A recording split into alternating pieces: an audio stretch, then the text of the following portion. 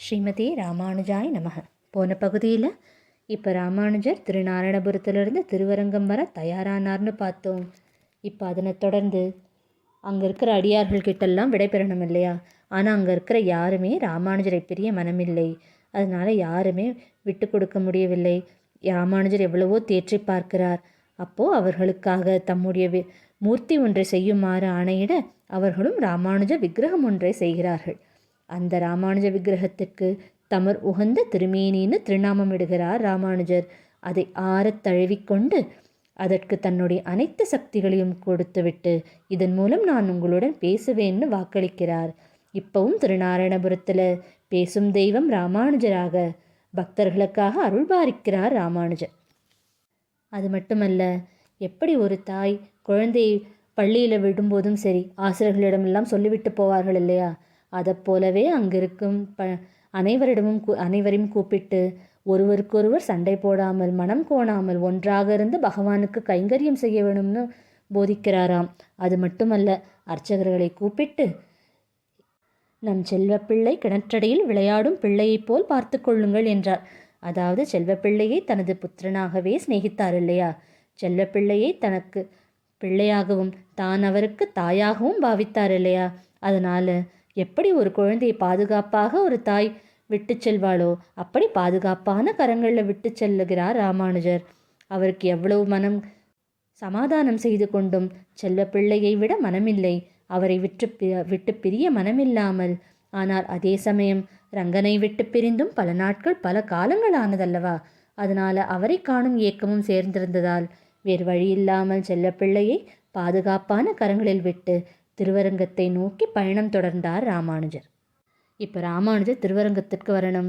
ராமன் என்று 14 ஆண்டுகளுக்கு பின் வரும்போது அயோத்தியா எப்படி கோலாகலம் பூண்டது. இப்போ ராமானுஜரோ 21 ஆண்டுகளுக்கு பிறகு வருகிறாராம் திருவரங்கத்திற்கு.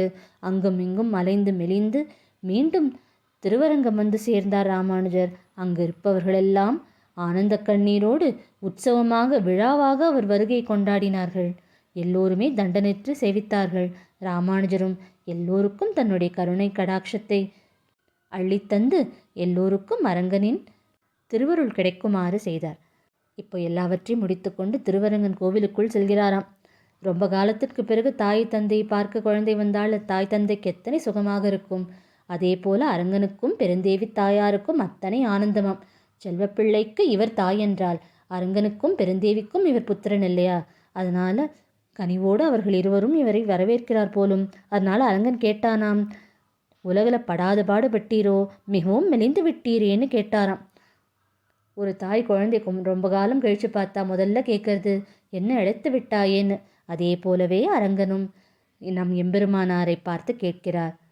அதற்கு பிறகு அரங்கனுடைய தீர்த்த பிரசாதங்களெல்லாம் வாங்கி கொண்டு ராமானுஜர் நேர பெரிய நம்பிகளோட திருமாளிகைக்கு சென்று அத்துழாய்க்கு ஆறுதல் சொல்கிறார். தன்னையும் ஒருவாறு தேற்றிக்கொள்கிறார்.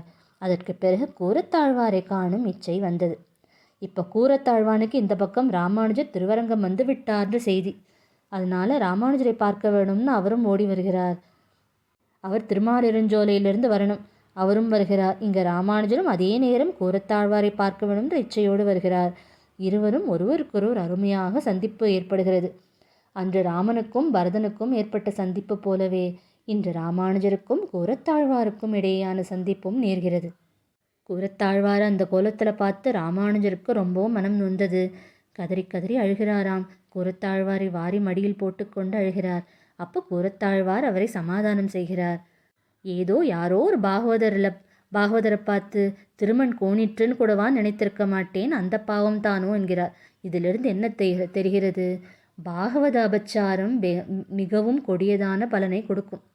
யாரையுமே எந்த பாகவதரையும் பார்த்து ஒரு க்ஷணம் நாம் ஏதாவது நினைத்தாலுமே அதற்கும் பாவம் வந்து சேரும்ன்றத்தான் இது. ஆனால் அப்போ எம்பெருமானார் சொல்கிறாராம், உம்மால் அல்ல, நான் தான் ஏதோ பாவம் இழைத்தேனோன்னு தன்னையே நொந்து கொள்கிறார் எம்பெருமானார்.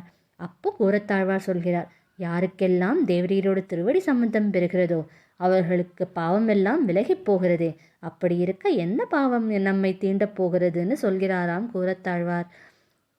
இந்த ஊனக்கண்கள் போனா என்ன, தங்களால் கொடுக்கப்பட்ட ஞானக்கண்கள் எப்போதும் எனக்கு இருக்கிறதேன்னு, அதனாலேயே நான் அந்த கண்கள் மூலமாகவே தங்களை பார்க்கிறேன்னு சொல்லி கூரத்தாழ்வார் ராமானுஜரை தேற்றுகிறார். இதற்கிடையில் அந்த கிருமி கண்ட சோழனுடைய மகன் இப்போ விக்ரம சோழன் இருந்தான் இல்லையா பதவியில், அவர் ராமானுஜர திருவடிகளில் வணங்கி தன் தந்தையோட பாவத்திற்கும் சேர்த்து மன்னிப்பு கேட்டு இனி திருவரங்கத்தில் தம்மாட்சியே நடக்க வேணும் என்று ராமானுஜரை பிரார்த்திக்கிறார். ராமானுஜரும் அவனை ஆசிர்வதித்தார்.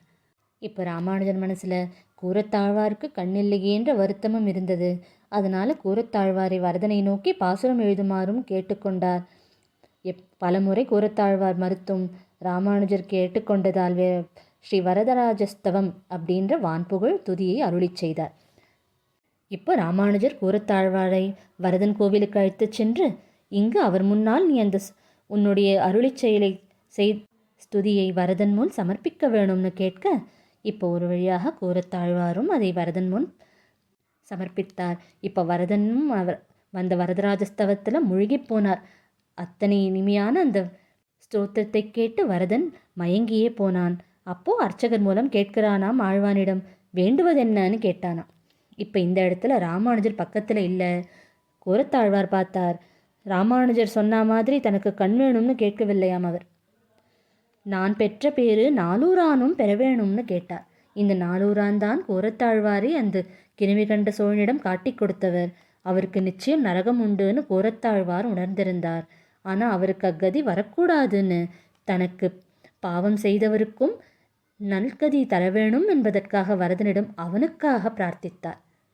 உடனே வரதனும் மனமு வந்து அப்படியே பெறக்கடவான்னு வாய்முகர்ந்து அருளி செய்தார். அது மட்டுமல்ல, உனக்கு திவ்ய திருஷ்டி கொடுக்கிறேன், என்னையும் ராமானுஜரையும் காணும் திவ்ய திருஷ்டி தந்தேன்னு சொல்கிறாராம்.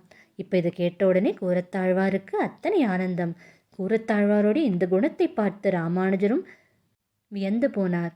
தமக்கு இழிவு செய்த ஒருத்தனுக்கும் நற்கதி கிடைக்குமாறு செய்தார் இல்லையா, அதனால் கூரத்தாழ்வாரை கண்டு மெய்சிலிர்த்து போனார் ராமானுஜர். அதனால தான் இப்போவும் கச்சி வரதனுக்கு கண் கொடுத்த பெருமாள்னு பேரும் உண்டு. என்னத்தான் இப்போ ராமானுஜருக்கு தான் கேட்டாற்போல் கூரத்தாழ்வான் வரம் கேட்கவில்லையேன்னு வருத்தம் இருந்தாலும் அவருக்கு இப்போ இந்த திவ்ய திருஷ்டி வந்தது இல்லையா, அந்த திவ்ய திருஷ்டி வந்ததுன்னு நினச்சி மிகவும் சந்தோஷித்தார் ராமானுஜர். அதுபடியே கூரத்தாழ்வாரும் ராமானுஜருடைய திருமேனியும் வரதனுடைய திருமேனியும் எப்படி இருக்கிறதுன்னு கண்கூடாக பார்த்து சொல்வது போல் வர்ணித்தாராம். அப்போ ராமானுஜருக்கு இன்னமும் இன்பமாயிருந்தது. இப்போ வரதன் இன்னொரு வரமும் கொடுத்தானாம். கூரத்தாழ்வாருக்கு உன் சம்பந்தம் பெற்ற அனைவருக்குமே மோட்சம் கொடுத்தோம்னு சொன்னாராம். இப்போ இதை கேட்டவுடன் ராமானுஜருக்கு இன்னொன்றும் தோன்றியது. அன்று ஒரு நாள் திருக்கோட்டியூர் நம்பிகளின் வார்த்தையை மீறி அவர் அனைவருக்கும் திவ்ய மந்திரத்தின் உபதேசத்தை கொடுத்தார் இல்லையா, இன்று கூரத்தாழ்வார் சம்பந்தத்தால் அப்பாவத்திலிருந்து விடுபட்டேன்னு நிகழ்ச்சித்தாராம் ராமானுஜர்.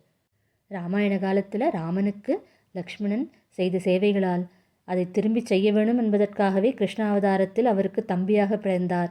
ஆனால் அப்பவும் அவ்வளவு செய்ய முடியவில்லையா, அதனாலேயே இப்போ இளையாழ்வாருக்கு கைங்கரியம் செய்வதற்காகவே கூரத்தாழ்வாராக வந்தாரோன்னு சொல்லும் அளவுக்கு கூரத்தாழ்வாரோட பெருமை ஓங்கியிருந்தது. இனி தொடர்ந்து ராமானுஜ வைபவத்தையும் அவர்களுடைய சீடரோட வைபவத்தையும் தொடர்ந்து சேவிக்கலாம். ஸ்ரீமதே ராமானுஜாய நமக. ஸ்ரீமதே